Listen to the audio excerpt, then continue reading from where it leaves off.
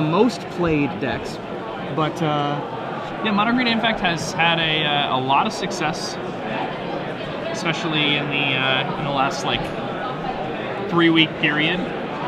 It started to do really well when non-Delver decks became popular because its Delver matchup is questionable at best, but it kind of started to fall out of favor again once everybody just started going back to Delver, and especially once people started playing like equipmentless versions of Delver, like the equipment's kind of dead against Mono Green, it just became a lot weaker. But clearly the deck still has a lot of power because here these people are sitting here 6-1, still very much alive to make top 8 of this tournament. Now, Kobie does not look like he's got a great game 1 against Infect. It's strange. If Kobie can resolve a Lingering Souls before he dies, he's probably going to win the game. That's fair. But if he can't, then he's just dead. He's just dead. Yeah, so, he basically has Time Walk with Flashback, assuming Nick doesn't kill him in one fell swoop with either an Unnatural Predation or an Apostle's Blessing. Yeah, I mean, Lingering Souls is more than just a Time Walk against the Mono Green Infect deck because it trades with the guys. So in many ways, it just puts up this wall that Nick is not going to be able to do anything until he has a way of just powering past Lingering Souls. So until he can set up a turn where he can really go all in on an Apostle's Blessing or on an Unnatural Predation or on a Rancor. So if he can't go all in on one of those spells and just get Kobie for lethal, then Kobie's going to have an opportunity eventually to put an Elishnorn on the table, and once he does that, the game's over. So this is an interesting match because Kobie just wants to put an Elishnorn on the table as fast as possible, and he has a lot of ways to delay Nick Marriott, and Nick Marriott just wants to kill Kobie before that can ever happen. Now, Nick is running 3 main deck Green Sun Zeniths, which is more than a lot of the Mono Green Infect lists that I've most of them run 0. Most of them run 0. The max I'd seen was 2. Yeah, and the reason Nick has done that is because instead of playing cards like Blight Mamba, which, you never really regenerate a Blight Mamba when you're playing the Infect deck. I don't know. I've played a few matches with the deck, and I definitely never activated the regenerate ability on a Blight Mamba. All the matches I've watched, I've never seen Blight Mambas regenerate activated. So Green Sun Zenith can just grab you the extra Glistener Elves, which, essentially are Blight Mambas because of the way they play out. But also it gives you the option of going to grab your Viridian Corruptor. And Viridian Corruptor is really strong against some of the cards that might cause the Infect deck some problems, some of the artifacts in the format. So something like a Mortar Pod. Yes, a Sword of Feast and Famine also. Yeah. So there's some very important artifacts for Viridian Corruptor to be able to take down. Tumble Magnet, possibly. Yeah, you never know. You could run into a Tumble Magnet. I think the big one he's worried about is Mortar Pod. His Mortar Pod, sure. Yeah, with his... and Rune Chanter Spike on a flyer is also a problem because you can't trample over. So we've started here. Kobie Spaeth went turn 1 Copperline Gorge into Avacyn's Pilgrim. That's a great start for him. 3 colors of mana. Yeah. First turn. A Cathedral of War for Nick Marriott. No pressure, but still a very good start. Going to give him access to his turn 3 attack is going to be a lot more dangerous than it would have been otherwise. That's the box promo Cathedral of War. Actually, I haven't seen the art for that one yet. Kobie is going to play turn 2 Mulch. Yeah, let's see what he hits here. So he's hit 1 land, and he got it on Burial Rites with a Thragtusk in the yard. And Thragtusk not very good against Nick Marriott's deck. Much stronger if he's playing against something like Delver here. So, a Faithless Looting from Kobie here. Never mind. Alright, standard winner box number 1. If you could please meet by the main event stage. So he follows it up with the Razorverge Thicket. Nick Marriott goes Inkmoth Nexus, Ichor Claw Mirror. So no green mana for Nick. I see he's got green mana in hand. He also has another Cathedral. Okay, so Kobie, if he's able to survive this one turn, is probably going to win the game because he's just Faithless Looting, and he's going to be able to flash that back. So as long as there's an Elishnorn somewhere in the top 4 cards of his deck and his hand, and he's playing 4 of them. Also, if he happens to have there it is. There's an Elishnorn.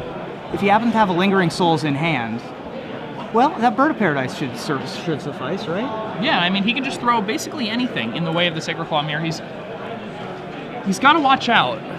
So Nick has Gut Shot here. Now, if Nick has Wild Defiance in hand, which I don't think he does, then this is just game, actually, because he can tap out and... oh, no, it's Well, not. no, he needs He trample, would need more... so- Yeah, never mind. So it looks like Kobie's gonna get this one. Yeah, I mean, it depends. Nick can win this turn. There are definitely lines that Nick has that will make him win this game this turn. So we're gonna have to see. Can Nick win this turn? If he can, then Kobie loses. And this is kind of like the volatility of a matchup like this, or the volatility rather. Right. Nick's deck very, very capable of doing horrible, scary things, killing the opponent on these very early turns.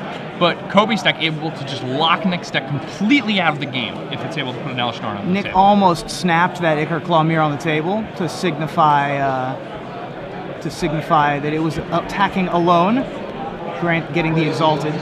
First, we're gonna... Well, Nick apparently has some decisions to make. He does indeed attack with the Ichor Claw mirror. Yeah, and that's going to get +1 here. So if you're Kobie, you have a few different options here. You can choose to just take it. He's going to block, and then the bird is going to get gut shotted. So Kobie will need a come into play untapped land next It's a turn. hard thing for Kobie to get. So now, because He has Faithless Looting a lot, and mulched. And there it is. Yeah, so there it is. And here comes Elishnorn. And that's game. And that's game. Pretty Yeah, much. there's, He has no outs, right? No, he has no outs. He just wants to see more of Kobie's deck, I think. Yeah, I mean, Kobie can just attack him 5 times with Elishnorn and the game ends. Yeah, Nick has no way to... yeah, geez. Yeah, That's it. that's enough for Nick. So, that's game 1 to Kobie Spaeth. Yeah, and looking at the sideboard here for Nick Marriott, even in his sideboard, the only way he has to actually kill an Elishnorn is Beast Within, which he has 2 copies of, and hypothetically, he can Ratchet Bomb up to 7. Sure, because that's reasonable. Yeah, he's going to be siding in these Ratchet Bombs because they're awesome against Frights just in general, because Frights is so dependent on these 1-mana creatures, and the Lingering Souls are one of Kobie's best defenses against a deck like Mono Green Infect. So he's going to want to side in these Ratchet Bombs anyway, and you never know. Sometimes you just got to get a Ratchet Bomb to 7. I guess. I mean, if he can survive that long, that'd be great. Now, in Kobie's sideboard, I think that he knew that he had a weakness to the Mono Green Infect deck, because he has 3 copies of Melira Sylvok Outcast. Oh, wow. Yeah. Oh, man. Poor Nick Marriott. Yeah, seriously. And then, should Kobie show Nick that he has Melira Sylvok Outcast and manage to win? Nick Marriott has a copy of Melira Sylvok Outcast in his sideboard just for the Doomblade. Just a phantasmal image away that legend. So that's exciting to see. So I imagine... I think that's more for the mirror, and he can green Syncing for it Sure. also. Oh, yeah. Yeah. That's insane. So it looks to me like Kobie will likely take out some number of Thrag Tusks and Wormcoil engines, bring in the Meliras and the Ancient Grudges. The Ancient Grudges are absurd here. Yes. The fact that he gets access to 4 of them, and when you're playing Ancient Grudge in a deck that has cards like Tracker's Instincts, Mulch, Faithless Looting, those Ancient Grudges just become, free smelts in his deck. And Nick Marriott, almost all of his threats are artifacts. The Inkmoth Nexus is an artifact, the Ichor Claw Mirror is an artifact. The only things he has that are going to be attacking that are not artifacts are the Viridian Corruptor, which is definitely getting sided out, and the 4 Glistener Elves. So unless he's able to win with a Glistener Elf, Kobie is just going to crush him here. And, I mean, that's just the power of Ancient Grudge in this type of matchup. And, I mean, that's another one of the reasons why we haven't seen Mono Green Infect so much in the past, week and a half, is because now, again, we have these Naya decks that used to be just straight up buys for the Mono Green Infect deck. Those decks are all playing Ancient Grudge again. Whereas before, they'd cut their Ancient Grudges so they could play cards like Plummet, or cards like the 2 colorless and a green instant destroy a flyer. The Crushing Vines. Crushing Vines, yeah. those two cards were taking the place of Ancient Grudge and sideboards because people specifically wanted more Delver cards. But once Mono Green Infect started doing so well, people said, okay, we need dedicated artifact removal again. You know, now we're going to need these cards not only against these Infect decks that a ton of people are playing, but also there's some idiot who's making everybody play Trading Post on the internet. And dummy. Yeah, and we need Ancient Grudge against him too. Sure. Well, just a quick announcement. Star City Games is happy to announce the Star City Games Classic Series. This weekend, the Classic Series is in Knoxville, Tennessee. The hashtag for that event is SCGKNOX. That event has been happening simultaneously with this one. All Classics have an IQ paired with them for day 2. Tomorrow, after the Knoxville Classic today, CM Games is hosting a Super IQ at their store. Go to facebook.com/SCGIQ for more information. The IQs are really cool tournaments. You get a chance to qualify for the Invitational. It's a huge tournament. You know, there's no tournament with a bigger prize pool except Pro Tour level Magic. Yeah. And not only that, but by winning a Super IQ, you also win a ton of money. Right. Super IQs are 500 or 1,000? 500? I think it depends on the Super IQ. I think that it's something like that. As low. I think at the bottom end. The only IQs I've won were 250 at the top, but the Supers are huge, and then the Elites are enormous. So go to facebook.com/SCGIQ or go to starcitygames.com/open_series for more information on those. And tomorrow's is a Super at a store in Knoxville, the CM Games. Yeah, the invitationals are insane. Like, I don't if a scrub like me can make money, like, oh, it's $400 for a Super IQ. Thank you. Teleprompter. Got confirmation. We just got confirmation, that's right.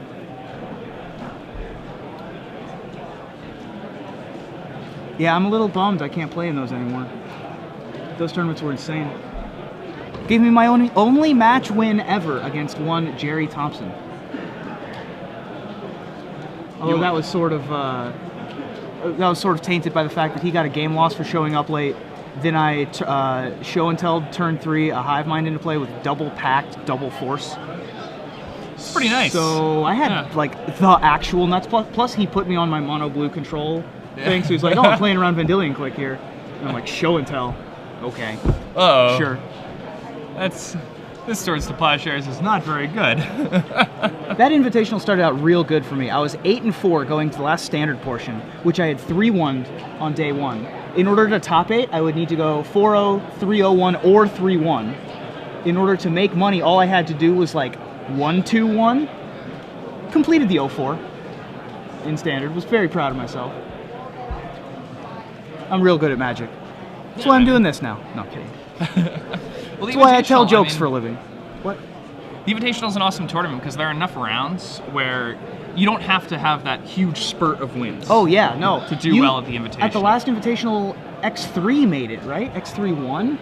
I think? And I think the one before that was, there was an even bigger discrepancy. There were people who, who won about, 2/3 of their matches who were able to top 8 that tournament. And that's awesome because, if you're able to win 2/3 of your matches over 2 grueling days of Magic, you did awesome. And that's extremely difficult to do. It's actually a lot like the Players' Championship in that way. Like, players made the top 4 of the Players' Championship with, 7-4 records. Yeah, 7-4. Yeah. Which is not good. 7-4 was like putting you on the bubble for day 2 for invitationals. But of course, the opposition was a lot better. Yeah, the level of player at the Players' Championship was pretty high. Yeah, the worst player in the tournament won a Pro Tour. Yeah. or Worlds, depending on who you asked. That's pretty rough. I don't know. They were all pretty good. Yeah, sure. There were a lot of people who were saying certain people there were not going to do very well or were not going to play very well, and I was very pleasantly surprised with those people. So Kobie, by the way, is mulliganing to 6 here. It looks as if he's kept now.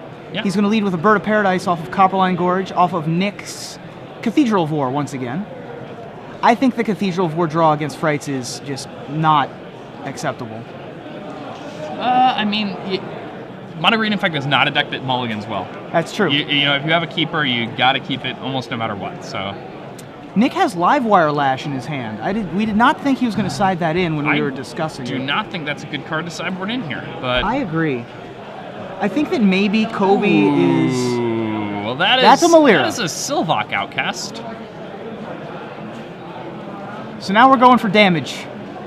Because Malira, I believe the wording on Malira is turns the infect into damage. Right? Is that how that card works? You cannot receive infect counters, and creatures cannot have -1/-1 counters put on Right, them. but I think that it still deals damage. It just deals actual damage, right? Or maybe I'm just an idiot. That's possible. Yeah, they lose infect, so they just become regular creatures. Cool. So there's Malira, Sylvok Outcast. The flavor behind Malira, by the way, is that she's the only thing in Mirrodin that has no metal in part of her. So that's why she's an outcast, I guess. You can't get poison counters. Creatures you control can't have -1/-1 counters placed on them, and your opponent's creatures lose infect. So that's pretty good against the infect deck, wouldn't you say? Yeah, and I mean, Nick Marriott, though, not in that bad of a spot. Livewire Lash just lets him kill that Malira almost free of cost. Does it really? Does that deal damage to creatures and players? Yes. That card's bonkers. I haven't seen that card in some time since Limited, but we're gonna get a little close up on that Livewire Lash for you. There it is. Whenever this creature becomes the target of a spell, this creature deals 2 damage to a target creature or player. Wow! Yeah, so he can just Mutagenic Growth a guy that he suits up with a Livewire Lash and then just shoot the Malira. That's nuts. Yeah, so Livewire Lash, a card that we did not think was going to be that good for Nick. Maybe he saw Malira coming. Yeah, he just knew, he just had it. Or I think in a lot of ways he may have thought that Livewire Lash was a really good way to get past the Lingering Souls. The Lingering Souls tokens and stuff. He could just throw a bunch of pump spells on something. He could be like, I'm already attacking with this. Him. Yeah, I'm already attacking with this and pumping. I may as well, kill off these Lingering Souls or just deal direct damage. Yep. So, Kobie we thought was in a real good position. He still definitely is. That's a Gavany Township, so that's going to make things significantly more awkward for Nick to try to kill the Malira. Yeah, now with the Gavany Township, if he can get this Malira up to 3 toughness, which he can do with what's on the table, then it's going to be a pretty big problem here. So, Kobie's going to leave that Gavany. He's not going to leave that Gavany mana up. Yeah. Oh, he is. He's going to activate it now. Activating it now to deal 1 damage for that Birds of Paradise, and that's going to make this Malira into a 3/3. Yep, that Livewire Lash is not equipped to anything, so yeah, that's pretty awkward. Yeah, so now Nick's going to need to burn 2 pump spells on a guy. He can also. He's got a gut shot in hand, so he could have equipped and then pumped to deal 2 and then gut shot it. And then gut shotted it. But, that's still not great. Yeah, we're going to pump some more. We're just going to win off the back of this township. It's a Spellskite. I'm not sure that really helps the cause, but... And Township Land is really strong. I mean, I have never kept 4 Bird of Paradise hands before I had Gavany Township. And recently at a PDQ, I kept a hand that was Gavany Township, Copper Lion Gorge, Razor Verge Thicket, 4 birds, and just demolished my opponent with this. That's insane. I remember keeping a hand that was like, it was something like 3 or 4 mana guys, and I drew into an Elishnorn, just because, because that's reasonable, right? But I kept it because of the township. And I was like, I can clearly just win off of my little idiots. Yeah. Or I can win off this 4/7 that I miracled. Like one of the 2. Looks like Corey Baumeister has won his round. That leaves him in contention. No, I think he lost. He lost last round to the Stuffy Doll guy. Yep. Oh, so yeah, never mind. Oops. Well, he won his round. Man, that Stuffy Doll deck. Oh my god. That Stuffy Doll deck is I get the vapors just thinking about it. We did a deck tech with the Stuffy Doll guy. He knows his stuff. Pun intended. But like, how like when you go to F&M And there's always the one guy who's like, haha, I have a stuffy doll deck. Check out all my blasphemous acts. He's that guy, but he actually then put a significant amount of thought into it. Like every question I had, he was like, yeah, I thought of that, and here's the reason why it's good, here's the reason why it's bad. And I'm just like, whoa, way too much information. That I would, like, significantly more than I've ever thought about Stuffy Doll. I was a little bummed he didn't have the old Time Spiral Stuffy Dolls. But, you know, beggars can't be choosers. The new art is like way cooler It's though, so right? creepy. Yeah. And the old art is like, you know, It's the art from Blackface. Yeah. Or the Rack. Yeah. It's the Rack's little guy. And that's, Whereas I mean, the new it's like Stuffy that Doll was art, the Time Spiral throwback. yeah, is like crawling. Yeah, there it is. Yeah, that's the old art. The new art is creepy. Oh my god. Ah, there's a skull there. That thing's just like out of the ground. Oh my god, that's terrifying. Anyway, back to this match. Nick's trying to dig his way out of this. Yeah, but I mean, with It's going to be Malera rough. just ticking up here. It's good now. Oh, Yeah. So this Gavany Township just going to keep on pumping these guys up, and as he does that Malera is just going to keep on getting more and more out of range here. not only that, but we've got a clock in the form of some 3/4 flyers that aren't Restoration Angels. These 3/4 flyers are indeed birds of paradise that have been elected to city council 3 times, I guess. I don't know what the flavor of township giving you +1/+1 counters is, but Yeah, stronger as a group. sure. Yeah. I'll You let put it work slide. into the town. Yeah, the birds built a birdhouse or something, so they were voted onto the school board or something. Nick is in a very rough spot. Good citizens. It's gonna be super rough for Nick to be able to dig out of this. I mean, I don't see a way of doing it other than He can kill the Malera right now if he wants to. yeah. I think But- that the odds. I think what he needs is Ratchet Bomb to clear these birds. I think what he needs is an all-in turn. Sure. I think an all-in turn would do it for him.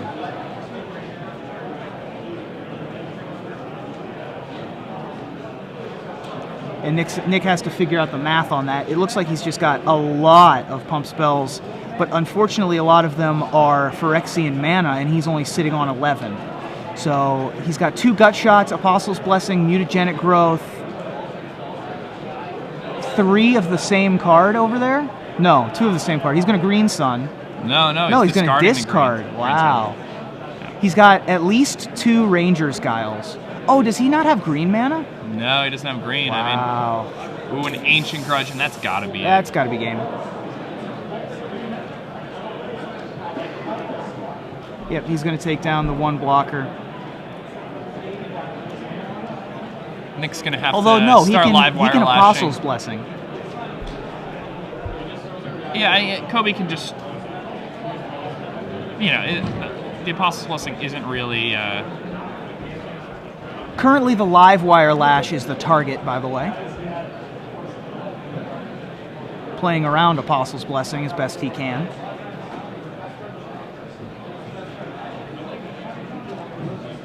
The problem is he's gonna have to spend a lot of Phyrexian mana to Apostle's Blessing something like this away. Yeah, he's going to need to spend Phyrexian mana to redirect the Ancient Grudge to the Spellskite. Then, there's the Apostle's Blessing. Then he's going to need to Apostle's Blessing the Spellskite to protect Oh no, from he the can just Ancient Grudge, Apostle's Blessing the live wire lash though. Because it's right? Oh, target yeah. artifact or creature. Yeah, Wow. That's one of the reasons why Apostle's Blessing is Fascinating. so awesome. Is I don't think it I've protects ever- your swords. Yeah, I don't think I've ever had that come up in my matches, but I don't play a lot of Magic, so apologies for that oversight. That's insane. So gonna go to 9 here. Gonna try to protect this live wire lash from Ancient Grudge. Oh no, he's going to Apostle's Blessing the Spellskite, And he's and gonna deal he's going to deal 2 damage to the Malera. Okay. It looks like what we're going to do is we're just going to try and kill the Malera with several Phyrexian spells, and then try and kill him next turn. Hope for a forest, kill him next turn. I guess it's the plan. I mean, It's a rough plan. I mean, we were in dire straits. yeah, he's dead this turn if he does that, because he has to spend too much Phyrexian mana. And even if he's able to survive this turn as a result of that, and he does draw the green, then he just dies because he can't spend Phyrexian mana the next turn to put the pumps in. So I feel like at this point, Nick Marriott can probably survive this turn if he tries hard enough, but it seems I don't know. extremely Do you really unlikely to think me. he can? There you go. Thank you, Kobie, for splaying that out for us. Yeah. Kobie making sure that everything's clear and well illustrated for us. A gut shot now targeting the Spellskite. Nick Marriott falling to 7 from that gut shot, and that gut shot is going to make the Spellskite deal 2 damage to Melira, so lock Outcast.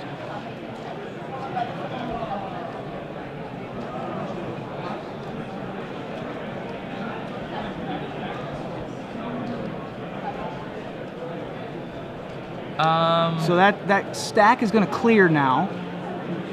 Wait. I'm confused as to why he Okay. didn't kill the Melira. Well, he has another Oh, gut he shot in has his hand, to- so he can finish it off via the gut shot in his hand. Well, so Yeah, but he's he going to wants take to- 6 in the air from these birds this Well, turn, what right? he wants to do is he wants to get Kobie to attack with not both birds. I see. And I by see. doing it this way, he can somehow convince Kobie to make the wrong attack. So Nick Marriott's actually playing this game very well. Yeah. This is a very reasonable game plan. Yeah, here. for how behind the 8 ball he was, he's certainly making a game of it, at least, you know, by all appearances so far. Now, the Spellskite has protection from red, do we know? Or does it have protection from green? Because that's going to be pretty important. It's red, because he gave it Oh, no, we don't know. No, he,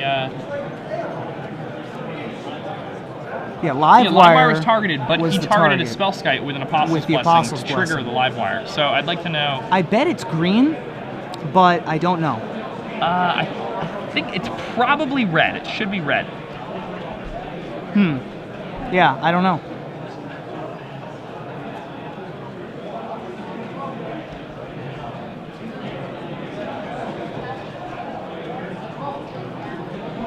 It's red. Yeah, so attacking with both, and that's it. So Nick Marriott trying to convince Kobie to make a bad attack, but Kobie doesn't fall for the bait. Says, you know what? No, I'm going to attack correctly, and eliminates Nick Marriott from this tournament. Nick Marriott, who was able to go on an insane run a couple weekends ago playing this mono green. In fact, didn't lose a match in that entire tournament until the finals.